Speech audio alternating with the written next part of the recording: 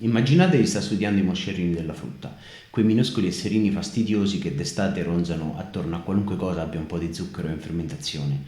Quando avvicinando al vostro occhio al microscopio vi accorgete di qualcosa di veramente inusuale, una mosca che ha delle zampe al posto delle antenne, oppure ha 4 paia di ali. Beh, cosa pensereste? Vi sareste imbattuti nel meccanismo di come un corpo viene assemblato. Salve a tutti, oggi parleremo di come il nostro corpo è assemblato a partire da blocchi di DNA detti geni omeotici. Prenderemo come esempi i moscerini, dove questo fenomeno è stato osservato per la prima volta, e lo relazioneremo a tutti gli altri animali fino ad arrivare all'uomo. Dopo la fecondazione, nell'embrione si attivano 3 categorie principali di geni, il cui meccanismo è quello di produrre una proteina in un momento e in un luogo ben specifici. Queste proteine modellano il corpo dell'insetto e i cosiddetti segmenti, cioè le varie parti che ne compongono il corpo. Ma queste proteine però non sono proteine normali, ma sono i cosiddetti fattori di trascrizione, che agiscono come delle chiavi o come degli interruttori per accendere o spegnere parti del DNA. Nell'embrione il meccanismo d'azione di questi fattori di trascrizione funziona un po' come quando mettiamo un liquido colorato nell'acqua, dove c'è una maggiore concentrazione di colore nel punto in cui versiamo il colore e si diluisce a mano che ci allontaniamo. In questo caso i colori sono le proteine che, essendo prodotte ai 2 estremi dell'embrione, si incontrano verso il centro formando un gradiente di concentrazione. Questo gradiente di concentrazione è quello a cui ci riferivamo precedentemente con il fenomeno dei colori messi nell'acqua, che vanno da più concentrato a più diluito. I primi ad essere espressi sono i cosiddetti geni ad effetto materno. Questi geni stabiliscono l'asse anteriore e posteriore dell'uovo, cioè stabiliscono l'ordine in cui le varie parti del corpo devono essere disposte. Seguono i geni della segmentazione, che comprendono i geni gap, pair rule e i geni della polarità del segmento, che controllano i confini dei singoli segmenti, cioè da dove cominciano fino a dove finiscono.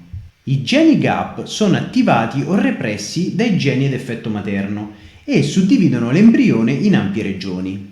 Poi ci sono i geni pair rule, che a loro volta vengono attivati o repressi dai geni ad effetto materno o dai geni gap e suddividono le ampie regioni dei geni in parasegmenti. Infine ci sono i geni della polarità del segmento, che sono attivati o repressi dai geni gap o pair rule e definiscono e mantengono le strutture ripetute all'interno di ogni parasegmento. Questi geni sono espressi in un ordine preciso e questo è fondamentale per il corretto sviluppo dell'embrione.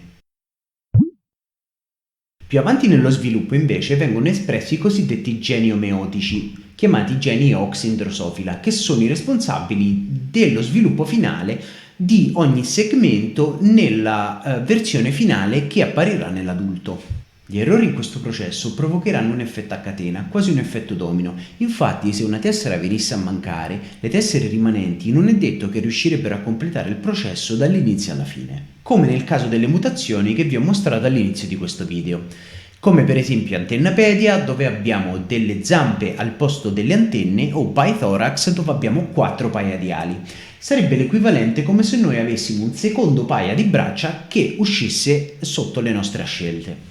I geni OX sono molteplici e la cosa interessantissima è che si ritrovano all'interno del DNA nella stessa sequenza ed ordine in cui appaiono nell'organismo, cioè all'inizio avremo i geni della testa, poi quelli della bocca, poi quelli delle zampe anteriori, dell'addome, eccetera eccetera, fino alla fine e il completamento dell'organismo. Negli artropodi è interessante vedere come questi segmenti siano ripetuti in numero differente, creando tutta la varietà di questo gruppo. Per esempio, nei centopiedi il blocco delle zampe anteriori viene ripetuto decine di volte in sequenza, mentre nei millepiedi questo avviene per il blocco posteriore.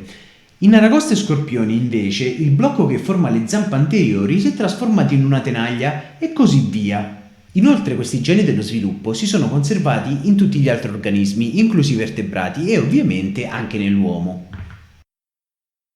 E infine, che cosa accadrebbe se usassi un gene OX che codifica per la parte addominale e lo associassi a un gene che codifica per un occhio? Beh, avrei lo sviluppo di occhi ectopici nell'addome. Ovviamente un occhio per essere funzionale ha bisogno di molti fattori, tra cui la più importante è quella di una connessione nervosa al cervello. Che l'occhio in questione, quello ectopico, sia funzionale o meno dipende dal tipo di gene che si è inserito dell'occhio. Infatti ci sono alcuni geni che formano degli occhi funzionali, altri che formano degli occhi che sono semplicemente un ammasso di cellule di occhio. Questo era quello che si conosceva fino ad alcuni anni fa. Negli ultimi anni però sono state fatte alcune scoperte inaspettate e nel prossimo video vedremo quali sono queste scoperte e quali risultati e applicazioni possono avere per la nostra vita, al di là di tutte queste applicazioni stile Frankenstein che vi ho mostrato fino a questo punto. Se il video vi è piaciuto mettete un mi piace e iscrivetevi al canale per essere aggiornati sulle prossime uscite. Se avete delle domande scrivetele nei commenti e ci vediamo nel prossimo video. Alla prossima!